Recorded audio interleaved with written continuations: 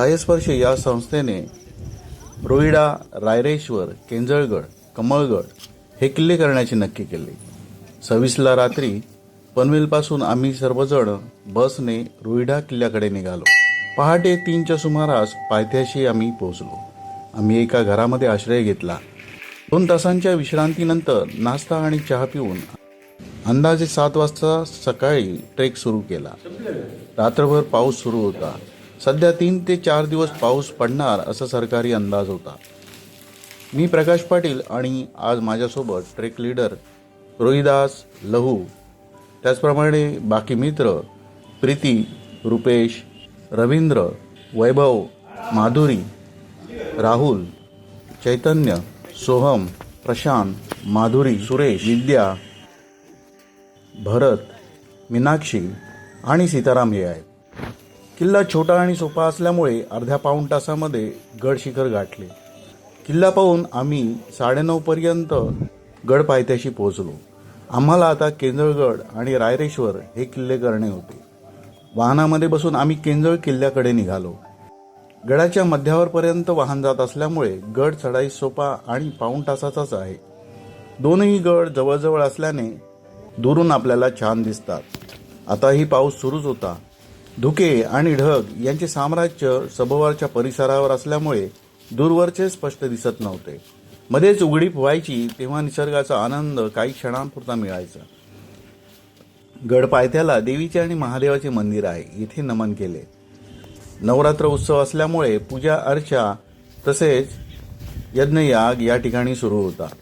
सकाळी 11च्या सुमारास गड चढण्यास प्रारंभ केला. येथील शाळेच्या मागूनच पायवाट गडाकडे जाते. गडावर जाणाऱ्या वाटेखेरीज अन्य वाट नसल्यामुळे या गडावर भरकटणे असे होत नाही. बहुतेक गडांवर सप्टेंबर आणि ऑक्टोबर ह्या महिन्यामध्ये वनराई फुलते. गडाचा बराच परिसर पिवळ्या, गुलाबी, जांभळ्या, पांढऱ्या रंगांनी भरून जातो. जणू काही स्वर्गच अवनीवर अवतरला आहे असे आपल्याला भासू लागते. हे सौंदर्य पाहण्यासाठी पर्यटक तसेच ट्रेकर्स मोठ्या प्रमाणामध्ये या गड किल्ल्यांना भेट देत असतात. आम्हीही आज या गडांवर आलेलो आहोत. केंजळगडाची माहिती आपल्यासमोर मांडित आहे. याच्यामध्ये काही चुका आणि त्रुटी असू शकतील, त्याबद्दल क्षमस्व. सदर माहिती ही विकिपीडिया त्याचप्रमाणे अन्य प्रसार माध्यमातून संकलित केलेली आहे. केंजळगड हा कृष्णा, नीरा या 2 नद्यांच्या खोऱ्यातील एका डोंगरावर आहे. एका बाजूला धोम येथे कृष्णा नदीवर धरण आहे, तर दुसरीकडे नीरा नदीवर देवघर हे धरण आहे व जवळच रायरेश्वराचे पठार आहे. या पठारावर जाण्यासाठी असलेल्या वाटांची नावे गणेशदरा, गायदरा या सोपा वाट्या आहेत आणि कागददरा, लोहदरा, वाघदरा, सांबरदरा, सुणदरा ह्या अवघड वाटा आहे. केंजळ किल्ल्याकडून रायरेश्वराकडे जाताना वाटेत सुणदरा आहे. सध्या येथे शिडी लावण्यात आलेली आहे. ती वाट चढून रायरेश्वरावर गेल्यानंतर ती वाट अनोखी आहे असे कळून येते. रायरेश्वर महादेवाचे देऊळ येथे आहे. पाठीमागच्या टेकडीचा माथा समुद्रसपाटीपासून 1696 मीटर उंच आहे. या उंचीवरून कमळगड, केंजळगड, कोल्हेश्वर, तोरणा, पाचगणी, पांडवगड, पुरंदर, महाबळेश्वर, रायगड, राजगड, रोईडा, लिंगाणा, वज्रगड, वैराटगड, सिंहगड हे दुर्ग दिसतात. तर नाकिंदा ह्या रायरेश्वराच्या पश्चिम टोकावरून चंद्रगड, प्रतापगड, मंगळगड हे दिसतात. केंजळगडाचे दुसरे नाव केलंजा आणि तिसरे मनमोहनगड. हे तिसरे नाव खास शिवाजी महाराजांनी दिले असे कळते. केंजळगडाची किल्लेदारी पिलाजी गोळे यांच्याकडे असल्याचे कळते. शिवकालीन ते शाहू कालखंडापर्यंत नोंद आहे. हंबीरराव मोहिते यांनी शेवटची लढाई याच परिसरात लढली.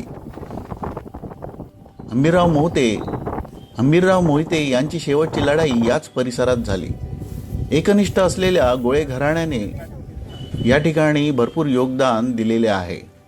पुढे 1689 मध्ये पायदळ प्रमुख त्यांना करण्यात आले. त्यानंतरच्या पत्रानुसार पिलाजी गोळे यांच्याकडे केंजळगड, पांडवगड, कमळगड, वैराटगड, चंदनवंदन, मंगळगड अशी यादी मिळते.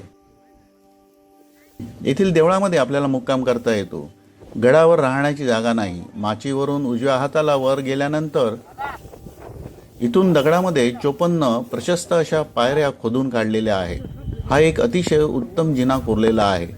डाव्या बाजूचा आधार असलेल्या भिंती चिन्नी लावून व्यवस्थित केलेल्या आहेत.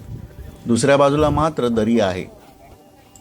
केंजरगडाच्या माचीवरून एक छोटी पाऊलवाट गर्द झाडीतून आपल्याला गडाच्या उद्ध्वस्त असलेल्या दरवाजाकडे घेऊन जाते.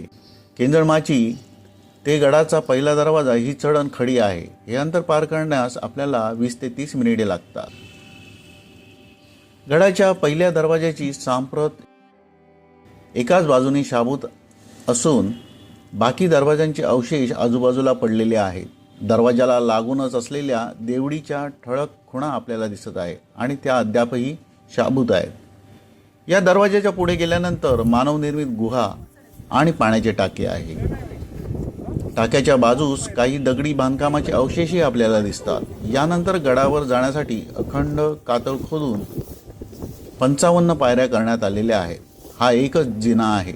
या खोदीव पायऱ्या हे केंजरगडाचे खास करून विशिष्ट असे अवशेष आहेत.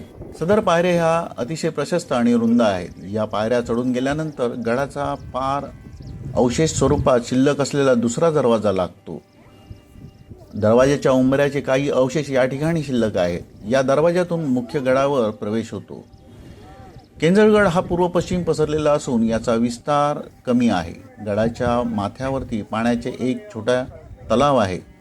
गडाच्या मध्यावर पूर्वे बाजूलाच जुन्या मंदिराचे अवशेष आहेत. हे गडावरील केंजळाई देवीचे मंदिर आहे. याच्या मागील बाजूस एक चुन्याचा घाणा देखील आहे. पुढे काही अंतर गेल्यानंतर गडावर कोठार सदृश्य एक इमारत दिसते. ही वास्तू दगड आणि विटा मिळून केलेली आहे. सांप्रत याच्यावर छप्पर अस्तित्वात नाही. एकंदरीत बांधकामावरून पेशवेकालीन असावे असे म्हटले जाते. गडावर पाण्याचे 2 तलाव आहेत. खोदीव टाके देखील आहेत. गडावरती तटबंदीचे अवशेष थोडेफार आहेत. सदर तटबंदीच्या भिंतींवर ठिकठिकाणी जंग्या असल्याचे आपल्याला दिसून येते.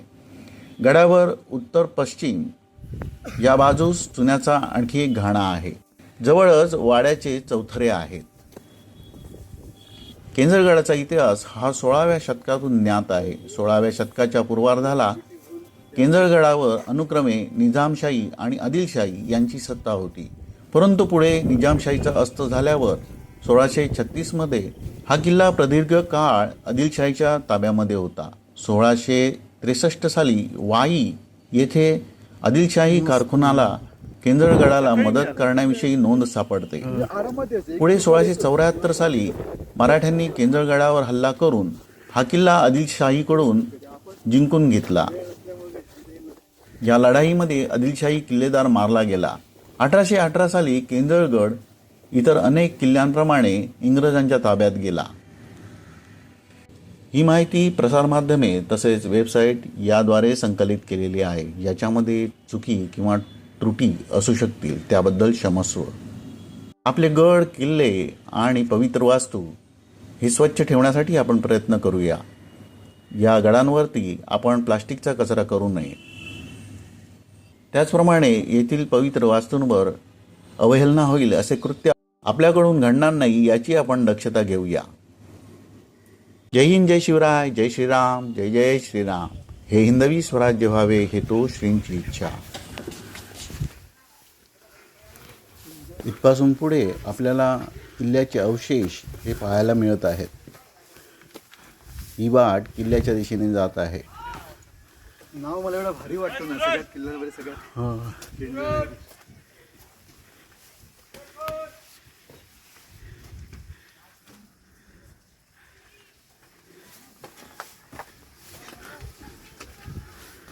पुढे ही वाट एका गुहेकडे जात आहे. ही गुहा आतमध्ये खूपच खोल आहे.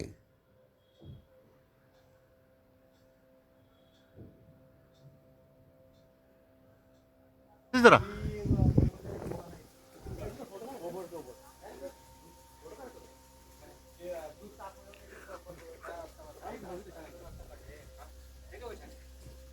इथून आपल्याला गडाचा खालील भाग हा नजरेस येतो.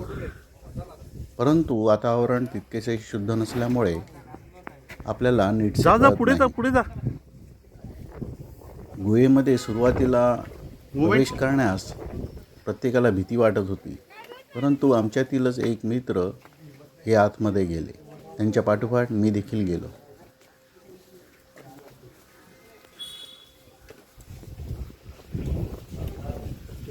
कधी कधी आतमध्ये बरीच वटवाघळे असतात. लिखा हुआ है के अंदर?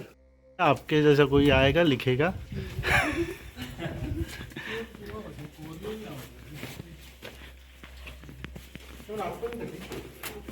त्याचप्रमाणे सरपटणाऱ्या बापरे. प्राण्यांची देखील या ठिकाणी वर्दळ असू शकते. ही गुहा आतपर्यंत खोल आहे असे इथपर्यंतच लक्षात आहे. येते, परंतु आतमध्ये कोणत्याही प्रकारचे ऐतिहासिक अवशेष किंवा बांधणी आपल्याला दिसत नाही. पुढे आपल्याला तटबंदी तसेच एक दरवाजा असल्याचे लक्षात येते. गडावर जाण्यासाठी इथून कातळामध्ये कोरलेल्या पायऱ्या आहेत.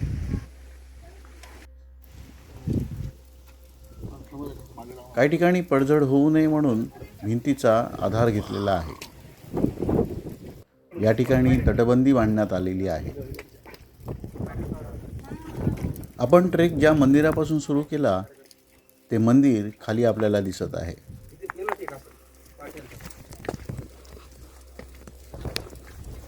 आज अन्य देखील ट्रेकर्स मंडळी या किल्ल्यावरती आले होते. जवळपास 2 ते 3 ग्रुप भटकंतीसाठी या ठिकाणी आलेले आहेत. ह्या पायऱ्या पुढे वरपर्यंत काही बांधीव आहेत आणि थोड्याच वेळात आम्ही आता गड शिखरावर पोहोचत आहोत. थोडा आहे ना. गडावरती आता पुन्हा पाऊस सुरू झालेला आहे, तसेच वारा देखील भरपूर आहे. या किल्ल्यावर देखील आपल्याला पिवळ्या रंगाची तसेच गुलाबी रंगाची फुले मोठ्या प्रमाणात दिसतात. तसेच मधल्या भागामध्ये काही ठिकाणी पांढऱ्या रंगाची फुले देखील आहेत. सर्वत्र हिरवेगार आणि फुलांमुळे रानोमाळ पिवळे पिवळे दिसत आहे. या गडाचे संवर्धनाचे कार्य चालू आहे. पुरातन काळामध्ये एखादे मंदिर या ठिकाणी असावे असे लक्षात येते. या ठिकाणी सर्वत्र विखुरलेल्या अवशेषावरून या गोष्टी लक्षात येतात.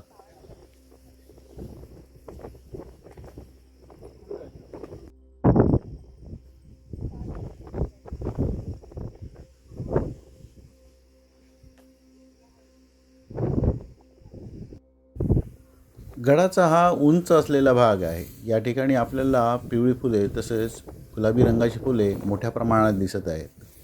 याच ठिकाणी रेलिंग लावलेली आहेत. पलीकडच्या बाजूला कडा आहे. तसेच येथे समोरच आपल्या तळे आहे. गडावर वाढलेल्या वनराजींमुळे या ठिकाणचे अवशेष किल्ल्यावरील अवशेष आपल्याला नीटसे लक्षात येत नाही, परंतु इथे नेहमीत येणाऱ्या ट्रेकर्समुळे येथील पायवाटा ह्या ठळक आहेत, त्यामुळे कुठेही भरकटण्याचा संभव नाही. गड संवर्धन करण्यासाठी येणाऱ्या अनेक संस्थांनी या गडावरती ज्या ठिकाणी अवशेष आहेत तिथे फलक लावलेले आहेत. त्यामुळे आपल्याला ही जागा कोणती किंवा हे स्थान काय आहे हे आपल्याला लक्षात येते. या रानोमाळावरती आपल्याला पिवळ्या रंगाची बरीच फुले दिसत आहे. सध्याचे त्याचे नाव मिकी माऊसची फुलं असे म्हणतात, कारण ही फुले मिकी माऊसच्या तोंडासारखी आहेत असे लक्षात येते. याच्या बाजूनी कडा आहे व दरी आहे, म्हणून या ठिकाणी रेलिंग लावलेली आहे. या भागात खूप धुके आणि ढग असल्यामुळे खालील प्रदेश हा आपल्याला लक्षात येत नाही किंवा दिसत नाही. काका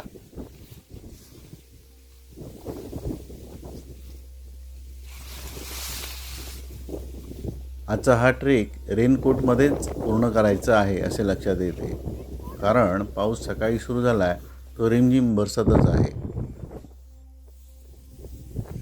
सतत वाहणाऱ्या वाऱ्यामुळे तसेच पावसामुळे थंडी लागू नये यासाठी आपल्यासोबत रेनकोट असणे फार आवश्यक आहे.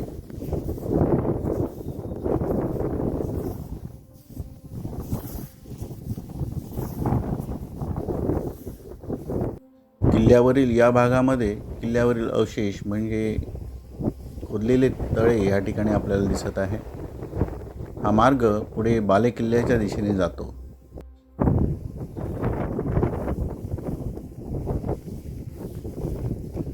काय सुंदर आहे ना. ते पाऊस नाही त्यामुळे बघता आलं होय की नाही, तर ते अवघड झालं असतं.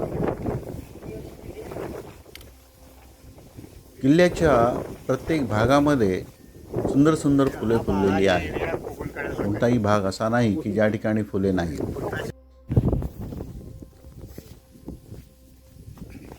बांधले तरी तेवढ्या ह्याच्यात तटबंदी बांधली. हे तटबंदी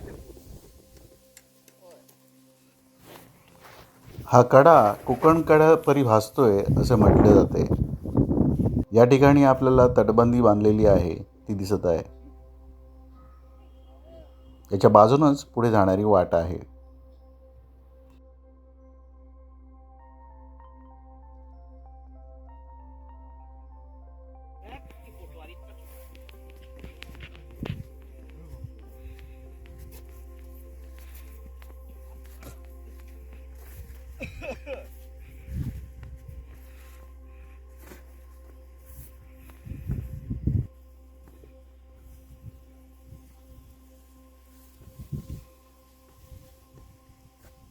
ही तटबंदी बरीच मोठी आहे.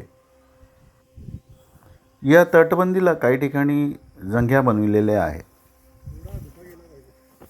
समोरच्या येणाऱ्या शत्रुपक्षावर हल्ला करता यावा किंवा नजर ठेवण्यासाठी या बनविल्या असत.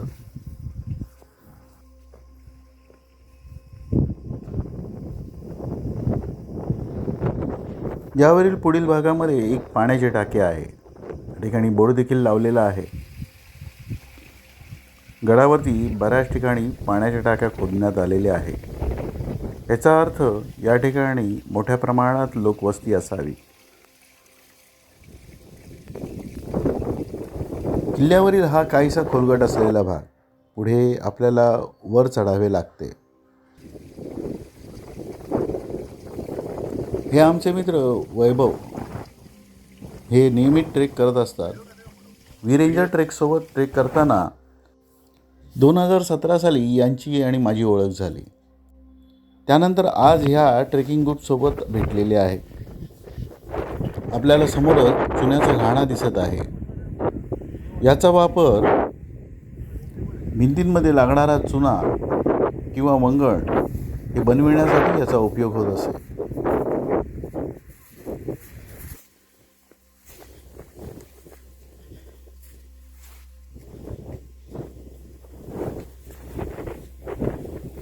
यासमोरच आपल्याला एक छोटेसे बांधकाम दिसत आहे.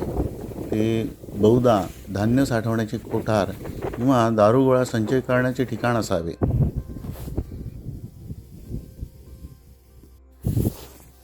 चुन्याचा घाणा आणि बाजूचा परिसर हा खूपच सुंदर दिसत होता. चहूबाजूस अजूनपर्यंत धुकं असल्यामुळे दूरदूरचे दिसत नव्हते. माळरानावर आपण एका पायवाटेने चालत असताना बाजूला असलेली फुले आपल्याला एका स्वर्गाच्या ठिकाणी, स्वर्गाच्या दारामध्ये जात आहोत असा भास होतो. हे आहे गडावर उंच असलेले ठिकाण. या ठिकाणी आपल्याला जाणे आहे. ट्रेकमधील काही मित्र आधीच वरपर्यंत पोहोचलेले आहेत. सभोवरचा परिसर तसेच या ठिकाणी फुललेली फुलं पाहून त्यांचं मन आनंदून गेलेलं आहे. प्रत्येकाचं जातं त्याचप्रमाणे त्यांचं देखील गेलेलं आहे. या आनंदामुळे त्यांना गीत गावंसं वाटतंय.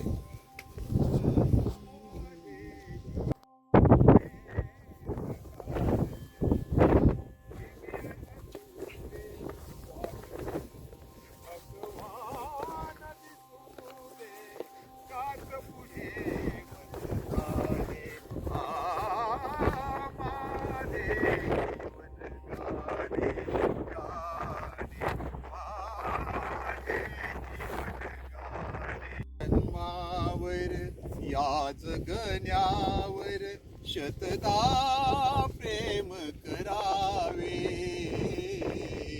शतदा प्रेम करावे. या चंचल वारा या जलधा काळी माती गिरवे गिरवे कानतची उजून गेली पाती.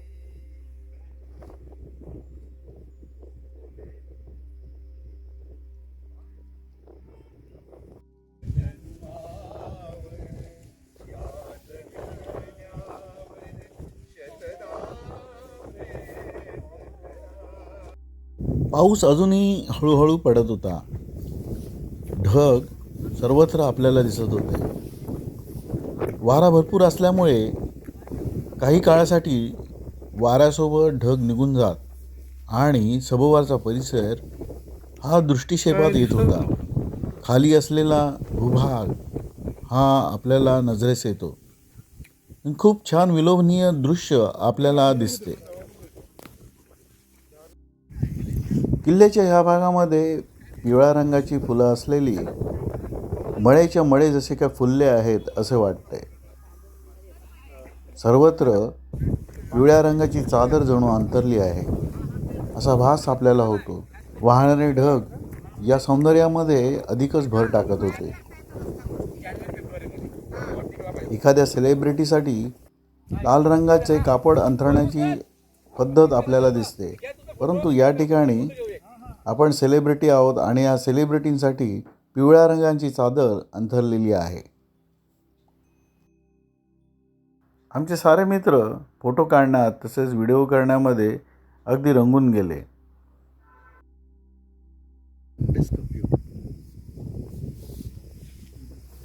या भागामध्ये छोटासा तलाव किंवा डबकं आहे.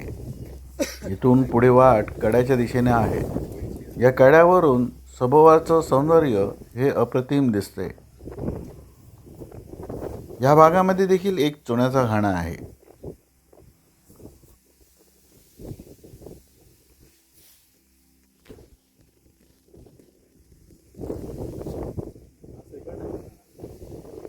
हाँ दूसरा है. स्वर्गापरी भासणारे हे सौंदर्य टिपून घेण्यासाठी आमचे मोबाईल कॅमेरे हे पुढे सरसावले.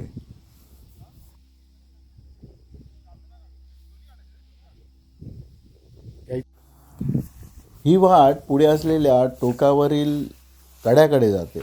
या कड्यावरून सभोवरचं सौंदर्य हे अतिशय सुंदर दिसत होतं.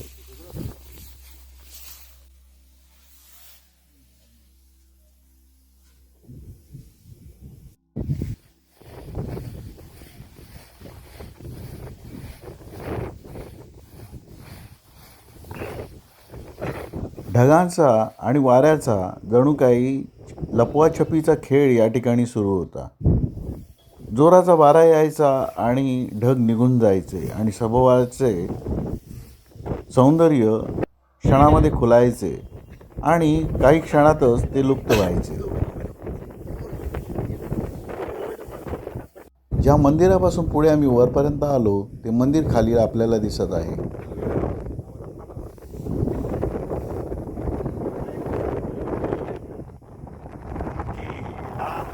या गडावरील हा एक सुखद क्षण होता की स्वर्गापरी ही दुनिया या ठिकाणी भासत होती. हे सर्व पाहून आम्ही गड उतारास प्रारंभ केला. गडावरील या ठिकाणी निर्माण कार्य सुरू आहे हे आधी देखील आपण पाहिले होते. आपण त्याच मार्गाने खाली उतरत आहोत, त्यामुळे रस्त्यामध्ये पुन्हा एकदा लागले. पाऊस काहीसा कमी झाल्यामुळे तसेच ढगही दूर दूर गेल्यामुळे आता सभोवरचं सौंदर्य पुन्हा एकदा खुलत होतं आणि समोरचं दिसू लागलंय. गडपायथ्याचे गाव आपल्याला दिसत आहे. त्या ठिकाणी उत्सव चालू आहे, त्याचा आवाज देखील आपल्याला येत आहे. हे निसर्ग सौंदर्य इतकं छान आणि सुंदर दिसतंय की येथून आपल्याला गड उतार करावासा वाटणारच नाही. ह्या पायऱ्या दगडामध्ये खोदून केलेल्या आहेत. पायऱ्या उतरून खाली आल्यानंतर ही आपण आधी पाहिलेली गुहा या ठिकाणी डाव्या बाजूला आहे.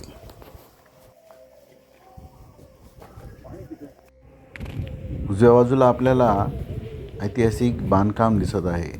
देवडी सदृश्य एक वास्तू आहे. ट्रेक करत असताना आपल्यासोबत एखादी काठी किंवा ट्रेकिंग पोल असेल तर आपल्याला चालण्यासाठी, उतरण्यासाठी आणि चढण्यासाठी एक चांगला आधार मिळतो. या गडावरील बहुतसे ढग हे निघून गेल्यामुळे आधी आपल्याला न दिसणारे सौंदर्य हे खुलून निघालेले आहे.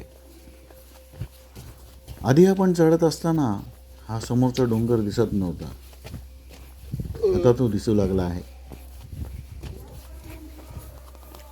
बंधूंनो, हा गड पूर्ण झाल्यानंतर आता आम्ही रायरेश्वर ह्या किल्ल्याकडे निघणार आहोत. सकाळपासून फक्त कांदे पोहे खाल्ल्यामुळे आता आम्हाला भूक देखील भरपूर लागलेली आहे. आजचं जेवण त्याचप्रमाणे निवास हा आमचा रायरेश्वरावर आहे. आज दिवसभरामध्ये रोईडा, केंजळगड आणि रायरेश्वर हे 3 किल्ले पूर्ण होतील.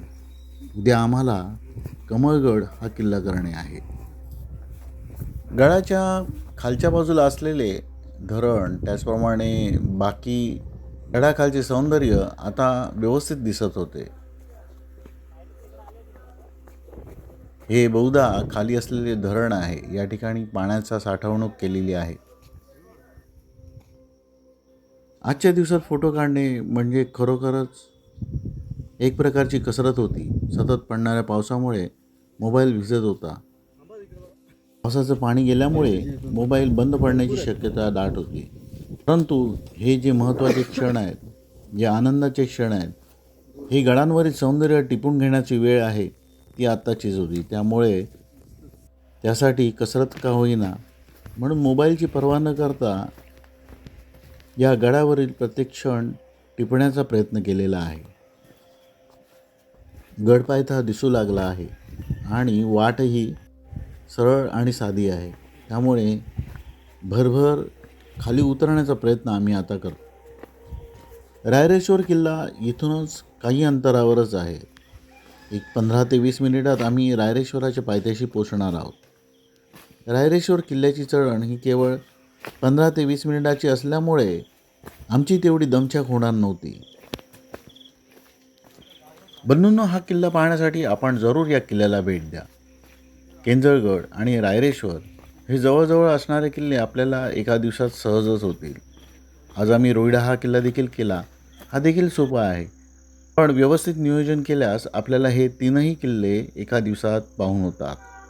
या 3ही किल्ल्यांवर ऐतिहासिक वास्तू तसेच अवशेष असल्यामुळे, त्याचप्रमाणे हे किल्ले चढण्यासाठी अगदी सोपे आणि सहज असल्यामुळे नवोदित ट्रेकर्स मंडळीसाठी हे फारच छान आहेत आणि सहज करण्याजोगे आहेत.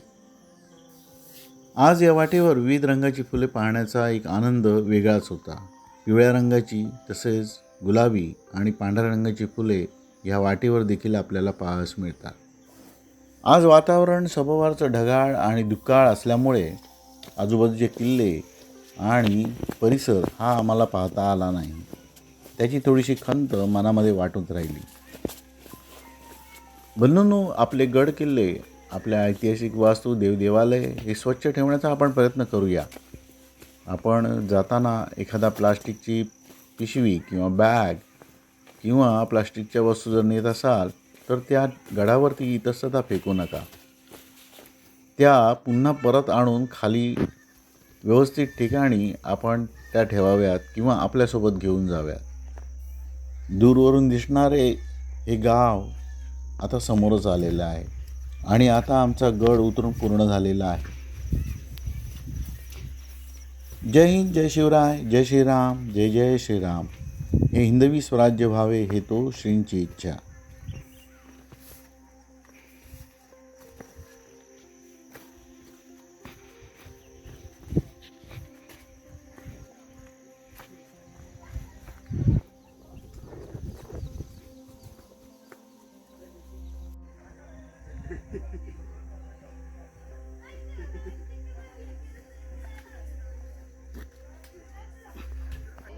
या